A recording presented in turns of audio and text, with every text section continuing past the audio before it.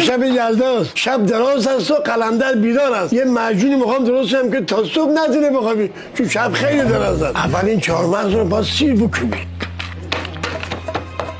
اینم لوتلا گرده. اینم باید آرد شه. یک معجونی بشه صبح خواب نگیره. اینم از بمب ویتامین سی. اینم از پتاسیم خالصش. اصل داستان همینه. اینم از سیب سرخش.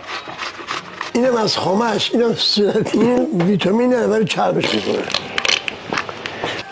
همون تخموزی همین هست. بله دارم برای میکسش میرم. نپره شپره. شب یلدا بدون چوسیپی که نمیشه که. صبر کن بگیر بگم بگیر اینو بگیر. یه دقیقه صبر کن. بگیر چوسیپی هم باید باشه. نباشه